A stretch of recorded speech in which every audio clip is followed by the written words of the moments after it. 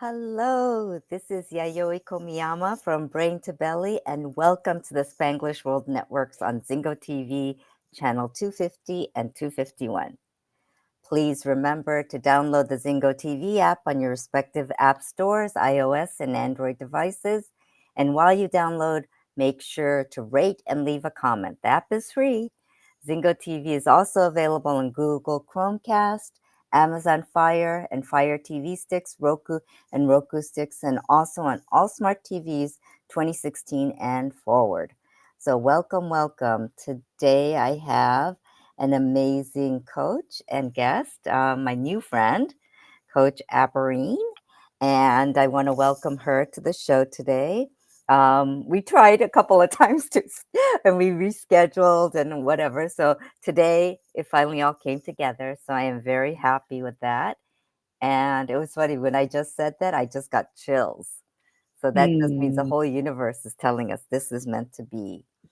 So welcome, Coach.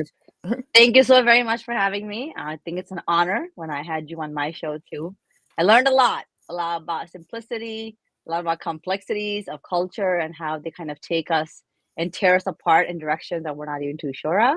Yes. So this is going to be an honor, and I'm looking forward to the conversation. Yes, thank you. Yes, we're both, we have the similarities in that we're both immigrants into this country, into the US. So, and we have that kind of Asian culture background, which I think there's a commonality in that, and then being an immigrant in this country, in North America, which puts a lot of similarities into our backgrounds, I think.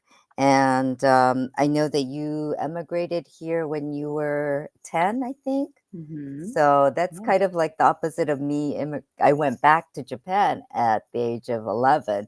So I was here until then. So it was kind of like a switch, but I know the immigrant experience. So tell us a little bit about your experiences and how you decided that you wanted to do coaching, and what was your mission and what got you to your mission. Yeah, so I think when I think about, and I was actually talking to a friend of mine today about this, I was like, I think this is always in me. Like I haven't intentionally been practicing the coaching per se, but I've been doing it for such a long time, and it all stems from this idea of going back to our culture. So my dad is the first son, right? And there are 10 of them. And so when you're the first son in a Asian culture, especially in a Pakistani culture, the parents just have big dreams for you. They have big goals. You have to have a lot of responsibility put on yourself in a very young age. Yes. And because we are the children, of the first son, even though we have cousins older than us, it doesn't matter. We know. Gotta level up. So Yeah. I think what I understood from that, and my elder sister, so I'm the second of four, four girls. My elder sister was kind of in her own world. She was like the authoritarian, like, you do this, you do that. Give me the remote, make me that. Like, she was that. And so I took on this role of just like role modeling through leadership. And it started to stem from a very young age when I started to influence my cousins, and there are 30 plus of us, just first cousins alone, just intentionally. And they would say, like, when you babysit us, it's so different than so-and-so does it. And so, like, you start to hear a lot of similarities. And so when I left Pakistan, and I was at that time too super like optimistic, just joyful and like living life, having a blast. So what I recognized is I just love to serve. And coaching unfolded as a story of serving, and it literally stemmed from the most unconventional way, I would think. I received a call from Brendan Bouchard's office. Huge fan, one of my biggest mentors. This man I will meet one day, and I think he already knows I exist, so that's great. Oh yeah. And so his office called me, and they were like, "Oh, we're actually trying to find people to coach, and we have this program and blah blah blah." And at first, I saw the names. They were Brendan Bouchard. Like, Brendan Bouchard is calling me. I'm like, girl, drop everything, pick up. So I picked up, and there's another woman on the other line, and her name is Samantha Neely, a beautiful, amazing, consultant for Brendan. And she was just running his sales team. And I hopped on a call with her, and within 15 minutes, she's like, "Hey, Ambereen, you would be a great coach." And I said to her, I remember saying to her, like, "Hey, girl, baby steps. You're trying to enroll me into your program." And so I was like, and this was at this the most beautiful and the most sacred time probably in my life. I was trying to reinvent myself because I had gone through a divorce. I wouldn't even say a year prior to, it was kind of still in the unfoldings when this call happened a few months after it was finalized. And I had lost all essence of Umbreen, or what I call like Umbergy, which is my energy, which is how I love to serve. And as I lost this, it was such a nice way of redefining it. And it was the first time in my life, Yayoi, that I pulled out a credit card, thought about it for like 15, 20 minutes. I was like, no, I can't do this. This is this. Why am I spending some money on myself? Like, I'm good, I'm healthy, I'm optimistic, I've left, that I've left a lot of stuff behind. I'm so ready to move forward. And it was this voice inside of me, and she said, I know you think you're not worthy of this. If I were to tell you something like, hey, your kiddo needs this service and it will bring these types of changes into them, wouldn't you just do it? And I thought to myself, because that was the first time in my entire life, I'm talking about 30 plus years of my life, Wow. where I invested monetary in myself. Wow. And it was a number that I can't even say out loud. I was like, wait, you're charging me? What? Believe me. Just, I can imagine. Because I'd never been exposed to the coaching industry. Yeah. And something in my heart was like, Ambreen, you've talked to this woman for like about an hour and a half already. And then there was another follow-up. And the thing that happened in that was my daughter was home that day. And my daughter's not talking in the background. Now she's talking to the sales representative, Samantha.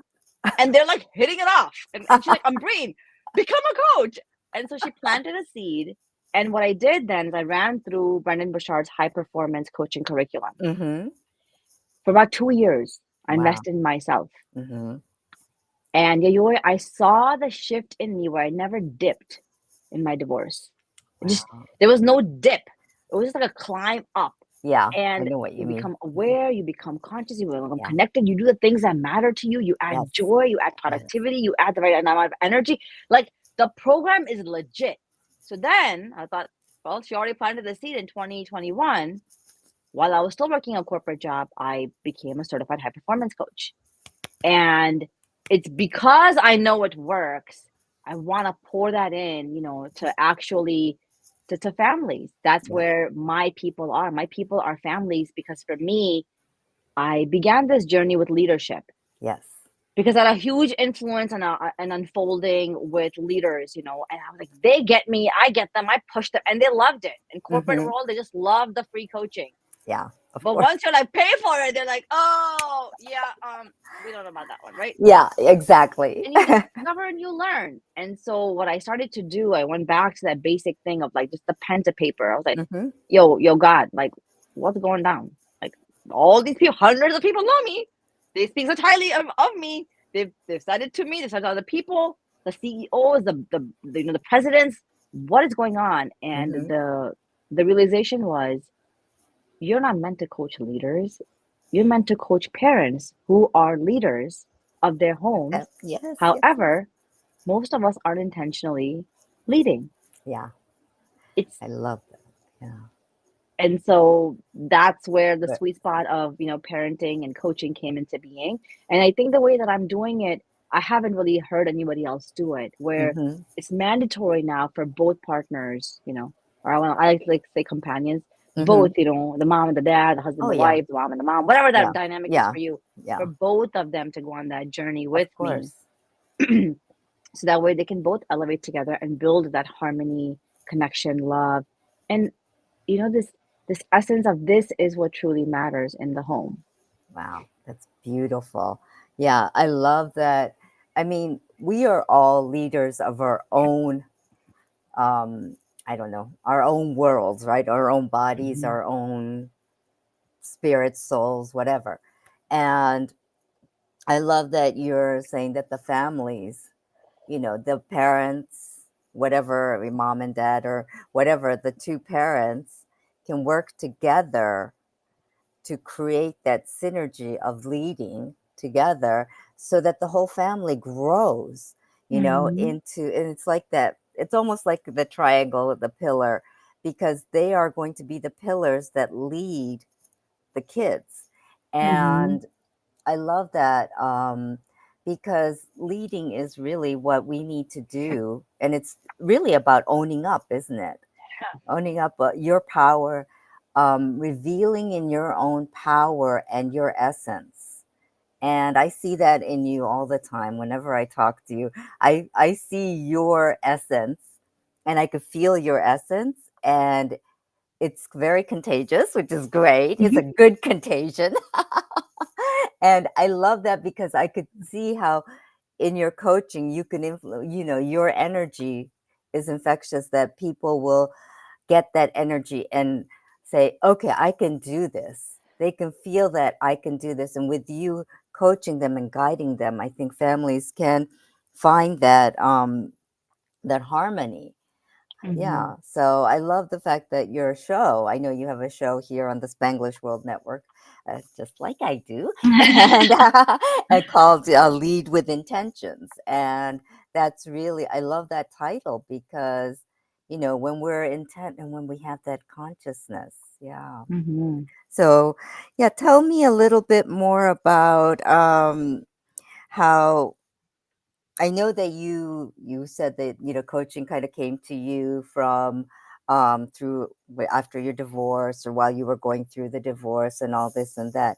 But I think I was reading about how you emigrated here when you were 10 with your family, and at 18 you had a really serious incident happen to you, and that changed a lot of the direction that you thought in. Can you tell us a little bit about that and how that shift occurred and what shift occurred? Yeah, first of all, thank you so much for your generosity and your kind words. I really appreciate them and I reciprocate them right back to you and everybody else who's listening.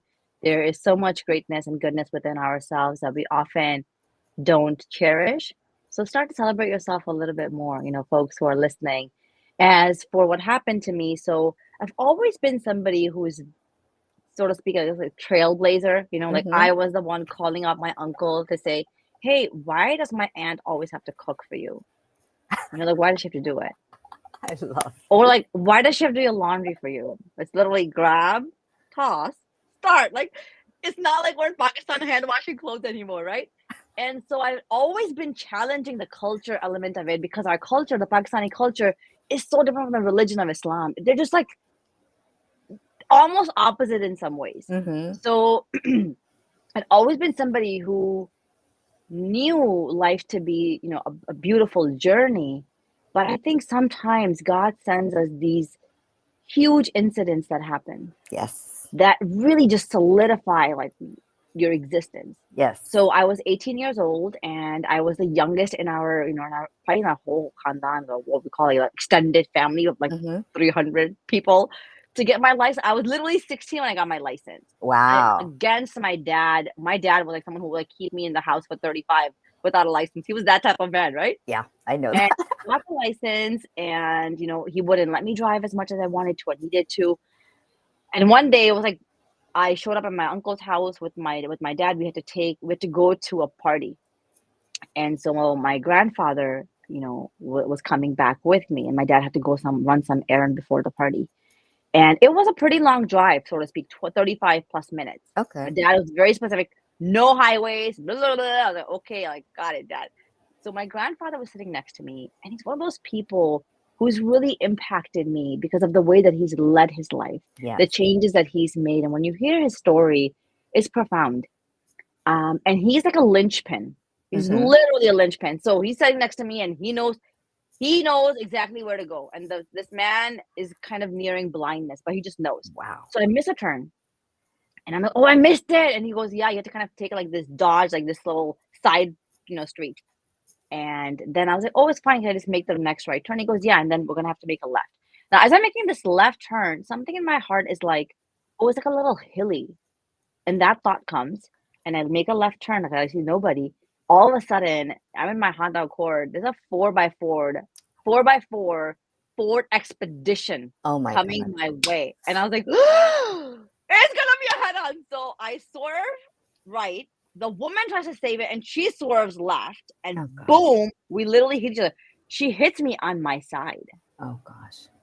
And so it's literally like this. Okay, I'm right over here where the tip is hitting, and I hear my grandfather screaming, "Allahu Akbar, Allahu Akbar," which basically means God is great, God is great.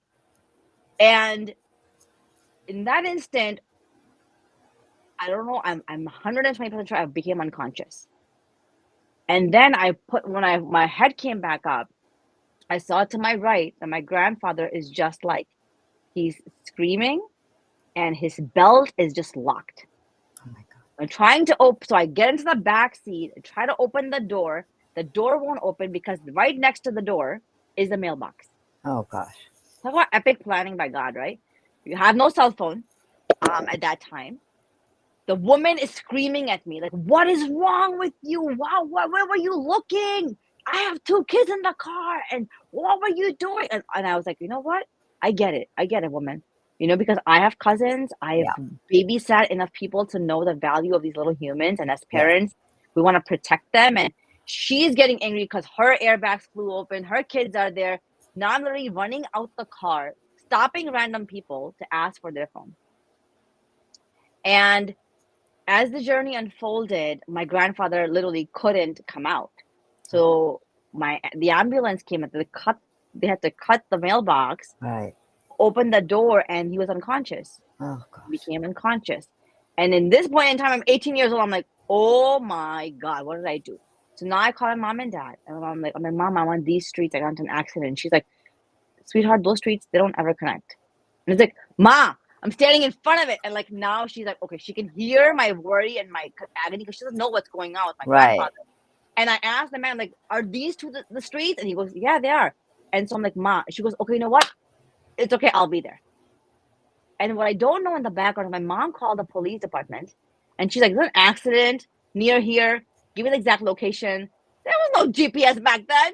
Exact location, we got to get there. And like the small, tiny streets. So my mom texts my dad, and my mom is like the figure outer, the works really great in pressure, like one of my biggest influences and impactors in my life. Like I aspire to be like her. And so she is doing stuff in the background, and all I'm seeing is like ambulances everywhere, cops everywhere. It was literally like a movie scene, Yayoi. Oh wow. So what I found out later was there were 5 ways of getting in. They blocked every single way, so nobody could get in. It was that bad of an accident. Wow. And you don't know what you don't know, right? Because all you're in is like in your head right now. I hope grandpa's okay. Yep. I ruined my mom and dad's car. Yep. And I'm never going to drive my life again, right? So all that is going on. Oh my gosh. And when my grandfather was taken away, and apparently while he was in the ambulance, he was just screaming like, Amber, Amber, Amber. And that's what he calls me, right? The short form of Ambereen. And so then my mom and dad came. My mom was in the ambulance with him, and they're like, "Who is this Amber?" It goes, "It's his granddaughter." And now he's taken to the hospital. He's unconscious. Don't know what's going on. And my mom is there with him. I come back home with my dad, and I literally pull out my prayer rug. I'm just sitting there like, "Yo, God, have mercy on me. Take care of my grandfather. Please look after him." And I didn't know the severity of what had happened. Yeah. Until my very blunt uncle shows up in my house, and he's like, "Oh, where is she? Oh, where is she?" But I was like, "Oh, she's right here." He's like, "What are you praying for? You know that he has an internal bleeding. He's unconscious. He's got this and this." He goes, "He might die."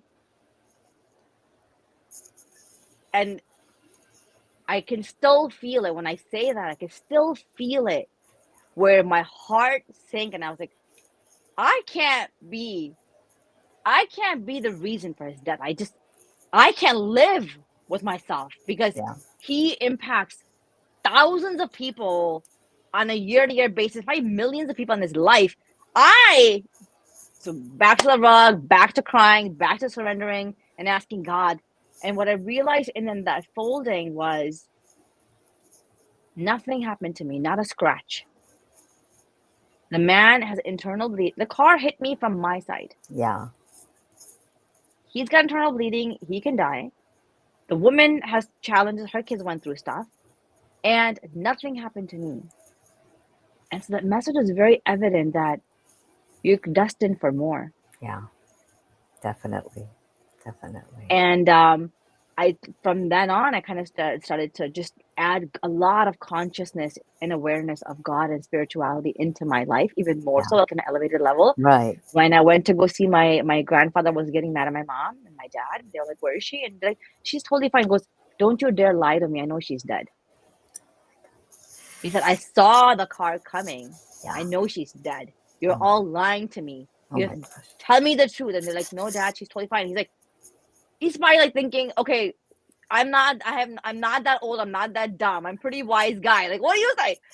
And when I went back to retrace my steps, in the Islamic teaching, prayers and intentionality is a huge way of worshiping. Yes. So when we leave the house, we pray, Mm-hmm. right? When we come into the house, we greet. Mm-hmm. So there's a special prayer that literally, if you read it 3 times, it literally says that God is protecting you. Mm.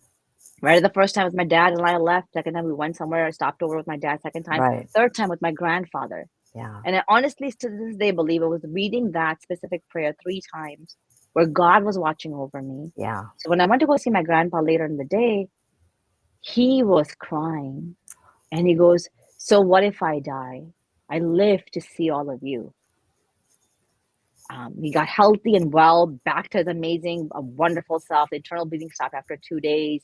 He is like, this man has a willpower like I've never seen in my life before, right? He comes back from like comas and strokes. That's the kind of man, who sat next to me. Right. However, we don't know the power within, and we don't know how life unfolds, Yes. Until we go through these drastic moments in our life. And, I think since then, life kind of ramped up a lot. Yeah. Wow. Yeah, definitely you were protected. And it's true. I mean, we don't, sometimes life throws these things at us so that we come to the realization, because sometimes we're not aware. And it's like, that term, you have to be hit with a sledgehammer to kind of realize things. And that's kind of me too. So I totally get what you're saying, that sometimes you need those kind of like wake up calls to kind of tell us, you are magnificent in who you are, and to cherish that, and that this is the mission in your life, And gosh, what a way to figure out your mission in life and to come to that realization. But I'm glad that everything turned out okay. Yeah. But yeah, and that really is the divine power that protected you to get you to where you are now. And it's funny because you kind of know that you're always protected after that, after something like that. Yeah, because there's that feeling inside you, and I think you have this too. I know that I'm always protected. Ever since I was a little girl, I knew I was always protected, that someone was always watching over me. And I would always say, "Oh, it's going to be okay. It's going to be okay." Even sometimes, even if I were like in really dire situations, I'm like, "It's going to be okay. Things will work out." And I think it's that thinking and that faith that is so important. And I love how faith is, even in your culture, it's so important. It's such an integral part of who you are. And I think we in a society forget that part of ourselves a lot, because sometimes it just becomes routine, and like that's why your lead with intentions, that's part of that intention part, which I love. Yeah. I think, lead with intentions was literally,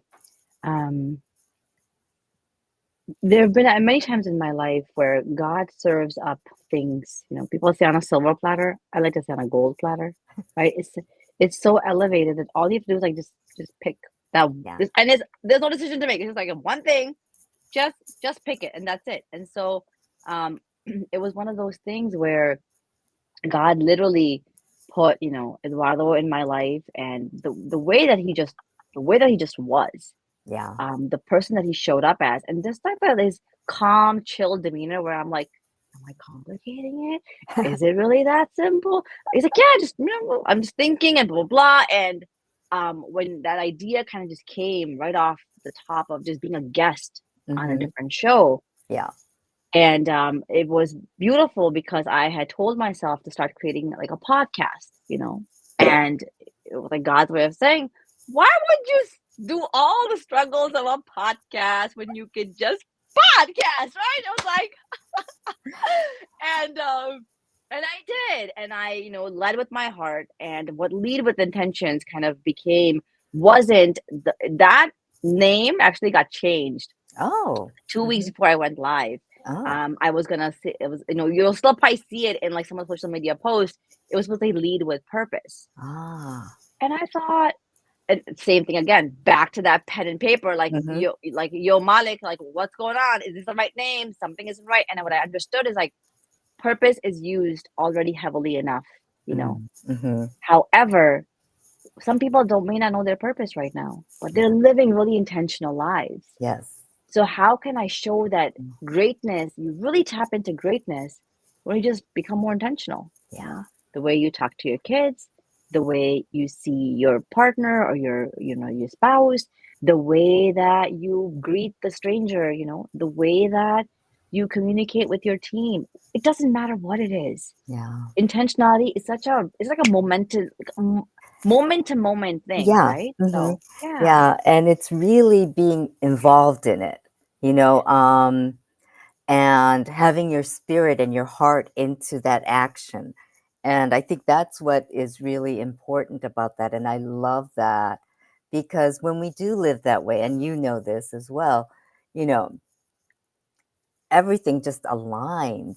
Your energies align, you align with your purpose, and everything just flows into you and flows out of you as well.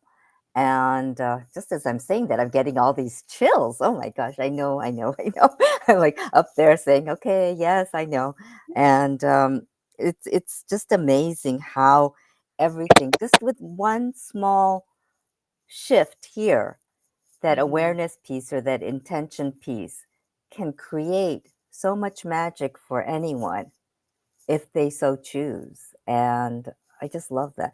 I've always wondered, I'm kind of shifting a little bit because the butterfly behind you is kind of calling out to me. So I know that you love butterflies, and that's kind of like your symbol there.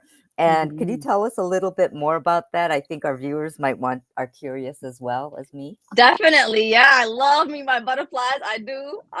Actually, it was this funky thing that happened one time. Somebody at work sent me like a link to be like, which animal are you most like? And I was like, oh, I never do these types of things. That day, there's like 75 plus questions. I was like, bro, give me my animal already. Like, what is happening? And you just kept like clicking and clicking and clicking. And ultimately, it was a butterfly. Okay. And I was like, butterfly? And I've always been fascinated by butterflies, the way they look, the colors, the vibrancy, the complexities, the difficulties, the fact that they have to kind of cage themselves, right, in a cocoon, and then break free. And it's like, and then, Maya Angelou talks about this all the time, which like, we are so mesmerized by the beauty of the butterfly, but when do we really ponder as to how much work it had to go through, right, to serve its beauty? And the great thing about the butterfly wings is the way the sunlight hits it and the energy hits it, the colors change. It's like, and like, who doesn't look at a butterfly and like doesn't want to chase it? Like, as kids, they do it all the time. And so the butterfly became a symbol of transformation, of inner work, of breaking free, of the ripple effect, right? That butterfly is this ripple effect that keeps giving. So when I was creating, and I kind of started to create my own content, my own, everything that you see around me, it's my own. I went through several iterations of my logo, of these butterflies, and I got my family involved. Like, yo, vote on this stuff. And they're like, what? I'm like, which one is the logo that looks most like me? Which colors? And I've always been fascinated by this color, turquoise. Yeah. Always. Like, it's a thing. Like, and every time I wear turquoise, every time, Yayoi, I get compliments. They're like, It suits you. It suits you. Yeah. I'll take it, But what you don't understand in that time is like how these like you said, those channels are coming into us, and the story will just align and kind of build itself up as we get into flow. Yes. So the butterfly, the way that I've, in my logo that I've done is like the big butterfly behind me is that one person I'm working with and coaching. The transformation that they're going through, the elevation they're going through, and then the little the stuff that you see in the top is like the ripple effect of the work that they have done to bring the positive change that they may not see. And the thing is, the butterflies, they just keep going. There's no end to them, which signifies you don't know who you're influencing, how you're impacting when you're doing your own inner work, as parents, as leaders, as intentional human beings on this planet. Yes, that is so beautiful. And it's so, I love that. I love that. And I love, what you said about butterflies, that they really have a lot of hard work. I mean, when you look at a cocoon, you don't expect it to be this beautiful thing that comes out of it. And I remember as a kid, I was fascinated with the cocoons. And of course, as a kid, you kind of want to poke at it and see what comes, and you try to pull it apart. And I'm sorry to the butterflies that I did that to, the future butterflies. I did that too. But, I was a curious kid. And, but I was always fascinated at how they stay in this, and it's like a human as well. We stay in the womb for 9 months. Right, where that's like our cocoon. And then we're birthed, and that's kind of the same way that a butterfly comes out of its cocoon too, because just coming out of the human body, it's, it sounds like this modern day, we think it's an easy process, but it's not. It's very taxing for both the mother. It's joy, but it's also it's a traumatic change in the body. And, and then you birth this beautiful being. And that's the same with a butterfly coming out of a cocoon. I don't know. All of a sudden that image just popped into my head. So I just kind of voiced it. But yeah, I think that's, and the transformation that you see in people is just amazing when they get that click, it's just a simple, small thing that as coaches, we get to kind of like try to help them find. And it's like it's like the key that unlocks everything for them. And the joy that comes out from the birth of the butterfly. Yeah, it's so beautiful. Yeah. Wow. Because often as coaches, we see people beyond this space and time and in this moment right now. And I think one of the biggest jobs that I love to do as a coach is just have to champion and channel that and show them there's so much more greatness out there for you not tapping into. And so today I was on a call and, I was talking to this woman and she's like, I don't know what I want to do. I never thought I was going to do this. I didn't know if TikTok was the right thing. And she's like just talking and talking. I think Ambereen, I really need your help to like re-envision what I see for myself. And honest to God, 20 minutes in, we have her platform, her brand new platform understood. We have her mission. We have her handle, title, branding done. We have the colors. We've got a program. We've got the services. We've got her like charges. We've got like how often do you meet? What are you talking about? The whole thing. And she's like, wait, what? She said, it's so cute. She goes, where do I pay you? But when you're in the flow, like you said, it just comes like that. And that's such a beautiful thing. And I love your smile there, because that's, as a coach, that's the joy that we get. We're blessed that we can see that joy and share that joy with other human beings, because it's something that is so special. And, I love being a coach too, because it's just one way that we can see joy in other people and show them that there's so much more within that can be done. Yeah. I love building that momentum, right? That one action on top of the other. Yes. Leading with intentions, right? Like this week, what I realized on Monday, I was like, there was a moment in time, and I know exactly what time I was like irritated with my son. I'm like, bro, you have all these cool shoes. Why are you wearing Crocs to school? Like, what's going down? And it made me so I was frustrated at him. And then when I went back to create content and understand that frustration, it stemmed from somebody in my past who loved to get things as gifts or ask for things, and then they would just keep them locked up for days, months, years, decades. And you're like, the perfume has lost its scent. It is dead. Please toss it. And so in my mind, it wasn't just my son now wearing the shoes that he has, which he has plenty of, right, and not shifting from the Crocs. It was this longer and bigger thing. Yeah. And so it was all like within. So then I asked myself, what are you going to do differently, Ambereen? And the answer was very simple. You know what? I'm just going to ask him the right question. Like, hey, bud, what's the right shoe? It's going to complement your outfit. I tried it and it works. He's all game. He's like, yeah, now I get to match my shoes with my outfit, see what looks cute. And like, he will ask me, hey, Ma. And then I'll kind of throw it back at him.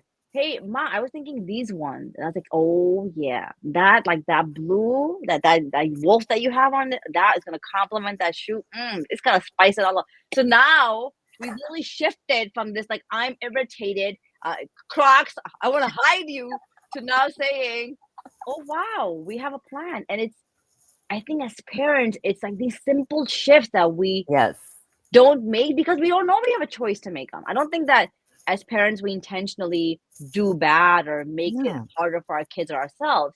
I think we just don't have the tool to say, okay, there's a deeper thing. Why am I irritated? My son's not wearing shoes per se, and he's all these shoes in outgrow.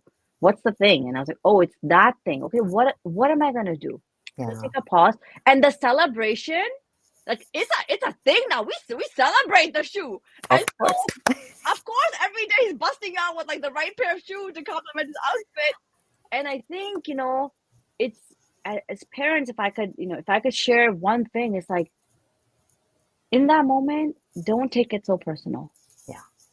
It's not about you. It's really, it's hardly ever about you, but it is all within you, right? It's kind of, it's very different the way that we think about it. Yeah. Oh, wow. That's totally the ripple effect, though. I mean, just by changing the shoe, he's starting off his day in this really empowered, celebratory way, in his own power.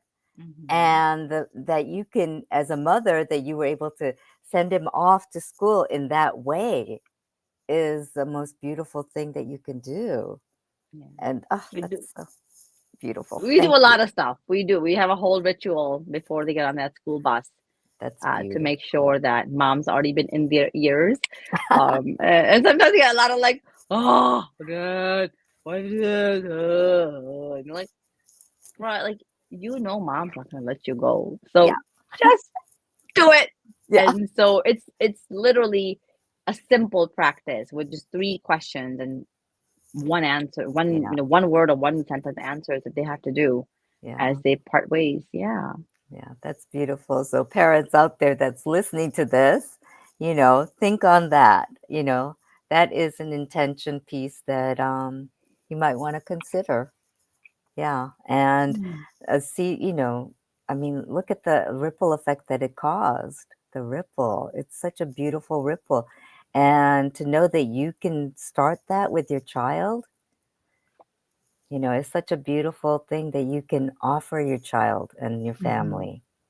Well, and it starts to kind of also like, and then of course we can go into the next question is, when he is feeling more joy, when he is feeling more confident, when he is feeling like, oh yeah, I put some thought and I can celebrate this, his energy, his frequency has completely shifted.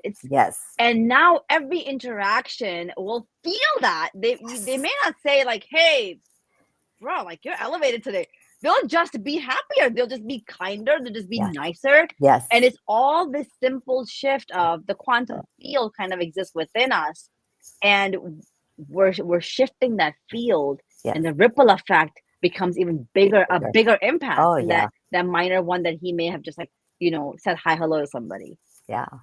No, I love that. And we tend to forget, as when we're living caught up in daily life, we tend to forget that we have such an impact. Like just one smile, can make a huge difference on someone. Just saying good morning to someone, when you're on your morning walk or you're on your way to work or whatever. Maybe nobody said good morning to that person all day, or just a smile that you show them can light up their day and saying, oh, this day isn't so bad. It could be something like that. And that'll translate, like you said, it'll create a ripple effect so that that person, when that person sees someone else and says, good morning, and just that joy in the voice can just trigger something that will create more happiness. And it's a simple thing, but it's hard to do. It's like, I know my It's intention, right? It literally goes back to that U-turn of it's very intentional, right? And I really think when we don't live our life intentionally, we don't create the life we're meant to live. Yes, I agree. And there's so much potential in all of us. And I think that, I love the fact that on our shows that we can remind people that there is so much potential within you, within each of us, that we forget that we have that. And I hope that, by just listening to this, people can feel inspired to go further and to pursue their potentials. Because, I mean, we as human beings were put on this earth to serve. I believe that's my, belief, that we're here to serve others. Yeah. And, whatever I can do to create joy in another person or help them create that joy within them so that can ripple out is, to me, that's just, I would be happy as a pig in poop. I don't know I don't know if somebody said, what? I said that to sometimes, and somebody said, what? I've never heard that expression before, pig in poop, but you know what? Authenticity, you gotta embrace it, you gotta love it. And I think even that you should celebrate, because you're saying something people are like, bizarre? Yeah, you are bizarre, okay? Do you know what you're saying? I'm like, is your brain connected right now? That's me. And every single one of you who has tuned in thus far and has listened and given us the most beautiful commodity, which is your time. Yes. I really want to tell you that I feel honored and I'm so grateful. I would love for every single one of you to just one thing to celebrate every day about you that you did. Yes. Just one. Write it down or reflect on it or say it to somebody as a family. Hey, I am so happy I took out these really cute earrings today and I just wore them. Girl, look at you. Thinking about whatever. I am so happy that I did this. One thing that just celebrates your efforts, not something else someone else did for you. You did for somebody else or for yourself. And life starts to get more elevated. Your energy starts to rise and you start to realize, you're always talking about potential, which many of you are like, yeah, whatever, girl, you're a coach, potential. But it's this essence of when you celebrate yourself a little bit, you start to see that there's more to life. Oh, yeah. So much more. And I love that. And you had mentioned earlier several times that you write it down, paper and pencil, or paper and pen, whatever. But you write it down. And the action of doing that is so important. It's a lost art at this point, but I feel like we need to all do that. And I know that, I have a journal that I do my gratitude journal in every day, every night before I go to sleep, no matter how tired I am. I've fallen asleep with my pen marks going like this. Yeah. Well, I've been writing, but it doesn't matter. It's the intention of doing that and to reflect on your day and say, this was the joy. So I love the fact that you're writing it, and what you write, you invite, as my mentor would say. And it's true. When you write it, you're manifesting it, you're creating and magnetizing it to you, and you're magnetizing the joy to you. And I love how you mentioned that. So we're going to have to close up, which is sad because I want to continue talking, and there's so many more questions I have for you, but we're going to have to wrap up a little bit. So, Coach Ambereen, what would be one piece of advice that you would like to leave our viewers with today? I would say be present in the moment. That is beautiful. Yeah, I think life will pass you by if you don't show up for this very moment, right? Like right now, Yayoi's head is nodding, her eyes are lifting. She's got her two fingers on her chin, like you can see her headphones. I can see some of the hair that's just flowing freely. There's that smile. There's so much to embrace in this very moment. However, if my thoughts are somewhere else, it'll all just pass by. And at the end of my life, I have nothing. I have no memories because I wasn't present for these moments that are supposed to fuel me, to become stronger, wiser, and to serve at a higher level. Yeah. Yeah. Thank you. That's so beautiful to be present in the moment, because life gets in the way sometimes, and that's the whole intention piece. It's just take a breath and just feel and see and observe what is around you. And it could be, something so beautiful that you didn't realize. Yeah. So, wow, Coach, thank you so much. And I'd like to welcome you back again because I want to continue our conversation. That's because My honor. I love these conversations that we can have, and I hope that our viewers who are listening can find some information, some golden nugget that they can use. And if you're so inspired, reach out to us, please, and see what we can do to help you see your full potential. And I was just looking at our screens, and you're in the turquoise blue, and I'm in that purple field, and it kind of like matches, We're like, it's a good energy that's here, and see that moment, see these moments that are that are going to really inspire you. So, wow, I just want to say thank you for being here today. It's just such a joy to always have you. And I'm so blessed that I got to be on the Spanglish World Network with you and thank you, Eduardo, for putting us together. Because if it weren't for the WhatsApp group, I wouldn't have known about you. And I'm blessed that I can meet you and talk to you and learn from you as well. And I'm sure that our viewers feel that way. So if our viewers want to reach out to you, where can they find you? Yeah, so I'm Coach Ambereen across every social media platform. My sweet spot is LinkedIn. So that's where I really like to channel a lot of my energy and my efforts, because I think I do want to work with individuals who are high performers and who want to live life a little more intentionally. So reach out, Coach Ambereen, coachambereen.com as well. It's all over the place. Okay, thank you, Coach Ambereen. And so this show can also be heard on Spanglish Radio Network. Please check out spanglishworld.ca for all the news and programming. Spanglish World, watch it, hear it, read it, download it, and live it. Thank you. Thank you so much for having me. It was truly